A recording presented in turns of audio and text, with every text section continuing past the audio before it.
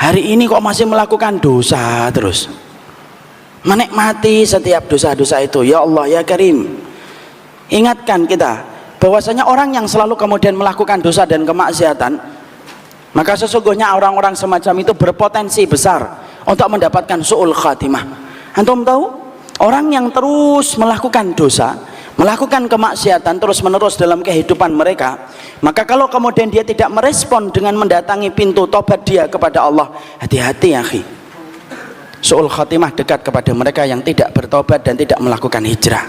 Makanya Ibnu Umar itu berkata, kalau ada orang melakukan dosa, ada orang yang melakukan dosa, maka kalau baru 1 kali, 2 kali dosanya dia kerjakan, Allah tutupi itu dengan satarnya. Allah itu mensifati dirinya dengan kata sattar. Antum tahu artinya sattar? Maha menutupi dosa. Makanya kalau kemudian kita mendapati kita baru melakukan dosa 1 kali dan 2 kali, Allah tunggu akhi, supaya kemudian kita bertobat dan kemudian kita melaksanakan hijrah ketika kita kemudian baru 1 kali dan 2 kali melakukan dosa.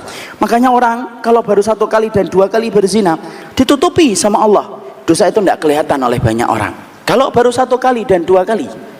Tapi kalau orang terus-terusan sampai melakukan dosa, tidak berhenti ketika dia melakukan kemaksiatan dan dosa, sampai kemudian akhirnya dia itu terus dan kemudian candu dengan dosa itu, maka kata Ibnu Umar, Allah akan memperlakukan dia dengan 2 perkara. 1, Allah mencabut tirai tersebut sampai dosanya akan kelihatan oleh orang lain.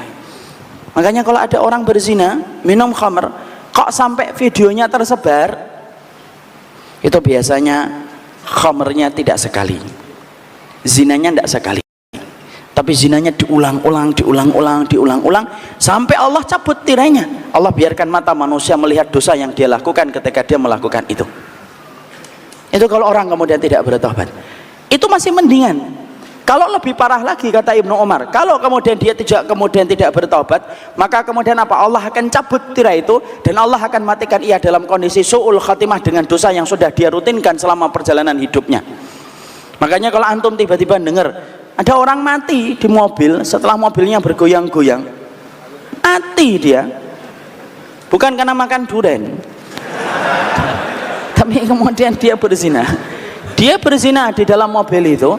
Maka kemudian wallah, walaupun kita tidak boleh menghujat setelah dia meninggal dunia, tapi kalau kita korelasikan perbuatan itu dengan apa yang disampaikan oleh kemudian Ibnu Umar, berarti zinanya bukan sekali, berkali-kali, sampai kemudian Allah biarkan dia mati membawa dosa tersebut dan membawa kemaksiatan itu. Ada orang yang kemudian minum khamr oplosan sampai mati. Biasanya kalau di daerah pesisir Jawa, biasanya kalau habis Idul Fitri sering ada kejadian habis pesta minuman keras oplosan mati 2, 3 gitu. Teman-temannya yang hidup berkata, kita baru sekali kok Pak. Kalau baru sekali tidak mungkin Allah matikan antum dalam kondisi su'ul khatimah. Yang hidup itu mungkin baru sekali, tapi kalau temannya sampai mati, maka itu berkali-kali, sampai akhirnya Allah cabut tirainya, Allah biarkan dia membawa dosa itu, candu dengan dosa itu, dan akhirnya mati dalam kondisi su'ul khatimah. Dan itulah yang kita khawatirkan ketika kita tidak merespon perubahan. Makanya inilah ikhwan yang menjadikan kita memahami betul, kita berarti dalam kehidupan ini, ketika kita sekarang mendapati ada gerakan para pemuda yang hijrah, gerakan pemuda-pemuda yang melakukan taubat, itu bukan satu hal untuk membanggakan dan menyombongkan diri, tapi sesungguhnya ketika kita mendapati itu, di situ kita faham perubahan itu merupakan bagian yang tidak terpisahkan dari sifat orang yang beriman, karena Allah itu mencintai kita bukan hanya karena kita banyak sholat, tapi Allah itu mencintai kita ketika kita banyak melakukan perjalanan taubat dan ketika kita hijrah kepada Allah meninggalkan dosa dan kemaksiatan itu. Sudah akhi, tinggalkan, sudahlah. Orang yang masih sering bersembunyi-sembunyi melakukan kemaksiatan, tinggalin. Ada orang-orang yang sering menjadi walinya Allah ketika di tengah keramaian. Kalau di tengah keramaian, solihnya luar biasa. Nanti ketika di tengah kesepian, Masya Allah dia menjadi walinya syaitan, tinggalin akhi.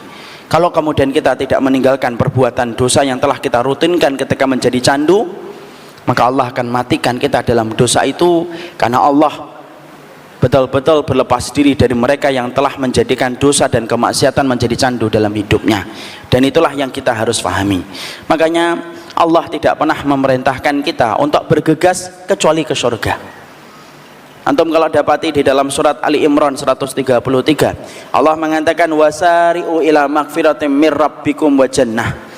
Allah menyampaikan kata wasari'u, itu artinya bergegas. Tahukah antum? Ketika kita diperintahkan sholat, Allah tidak pernah mengatakan bergegas. Allah cuma katakan ya ayyuhalladzina amanu aqimus shalah, tegakkan sholat. Ketika kita diperintahkan puasa, Allah cuma mengatakan ya ayyuhalladzina amanu kutiba alaikumusiyam kama kutiba alal ladzina min qablikum la'allakum tattaqun. Ketika kita diperintahkan untuk haji, Allah cuma mengatakan walillahi 'alan nasi hajjul bait man istata'a ilaihi sabila. Lihat, sholat Allah tidak mengatakan bergegas. Puasa Allah tidak mengatakan bergegas. Antum tahu dalam perintah apa Allah mengatakan kita bergegas dan berlomba-lomba? Satu, akhi, wasari'u ila magfiratim mir rabbikum. Allah itu mengatakan kita bergegas, berlomba-lomba hanya pada satu perkara, yaitu ketika kita diperintahkan untuk bertobat kepada Allah. Disitulah Allah mengatakan wasari'u dengan sabiku. Sari'u bergegas, sabiku itu berlomba-lomba. Makanya betul kata Ibnu Rajab Al-Hambali, kalau antum tidak mampu menandingi orang solih di dalam sholatnya, rakaatnya antum tidak mampu sebanyak rakaat yang dia laksanakan ketika sholat. Antum tidak mampu menandingi orang solih di dalam puasa sunnahnya. Antum ingin puasa Daud sebagaimana orang solih, antum puasa Senin melewati perempatan jalan, lihat warung makan gemeter langsung, melihat es teh berembun dikit, aduh langsung batal puasanya. Antum tidak mampu menandingi orang solih di dalam puasanya, antum tidak mampu menandingi orang solih di dalam sedekahnya, maka tandingi orang solih dalam istighfar dan taubatnya. Karena sekalinya kita ikhwan diampuni oleh Allah satu kali saja, maka surga seluas langit dan bumi akan kita pijak kaki kita di dalamnya selama kemudian kita telah diterima taubat kita dan telah diampuni dosa-dosa kita. Makanya tidak ada yang dibutuhkan manusia kecuali adalah diampuni dosa-dosanya dan kemaksiatannya, dan itulah inti dalam perjalanan iman, bagaimana menjadikan dosa kita diampuni oleh Allah Subhanahu wa taala. Makanya syaitan itu paling tidak suka kalau ada orang yang kemudian ingin bertaubat. Makanya panah beracunnya syaitan itu apa? Bukan zina.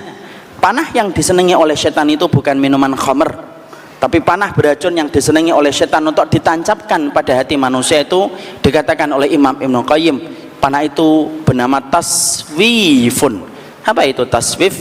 Taswif itu takjilut taubah, melambatkan taubat. Kenapa? Karena orang kalau sudah melambatkan taubat, tidak ada tempatnya kecuali penyesalannya nanti dalam kehidupan di akhirat, kecuali adalah berada di dalam neraka. Makanya kadang-kadang kita suka berkata, mulai besok saya akan berubah, mulai besok saya akan sholat subuh di masjid, mulai besok saya akan sedekah, mulai pekan depan saya akan datang ke masjid Al-Jihad, mulai tahun depan saya akan kemudian tobat. Loh, ternyata dilambat-lambatkan sampai tahun depan datang, sampai ganti presiden mungkin, itu pun juga kemudian dia belum berubah. Maka itulah yang menjadikan kita akhirnya paham, itulah taswif, akhi.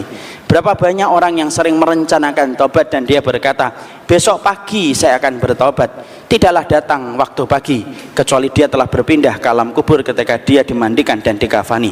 Hidup terlalu tipis antara hidup dan ajal, ikhwan. Berapa banyak orang yang pakai peci di waktu pagi, yang melepaskan pecinya itu adalah orang lain di waktu duha. Berapa banyak orang yang memasukkan kunci ke motornya di waktu zuhur, tetapi yang melepaskan kunci itu dari motornya adalah orang lain ketika dia bersimbah darah di atas aspal. Berapa banyak orang yang pakai jilbab di waktu sore, tetapi yang melepaskan jilbabnya itu adalah orang lain di waktu malam ketika dia dimandikan. Terlalu berharga ketika tobat itu kita undur-undur, karena sesungguhnya siapapun yang melambatkan tobat berarti dia telah terkena panah asmara dari iblis yang bernama taswif ketika dia tidak mau bertobat dan melakukan hijrah. Di sini kita sepakat.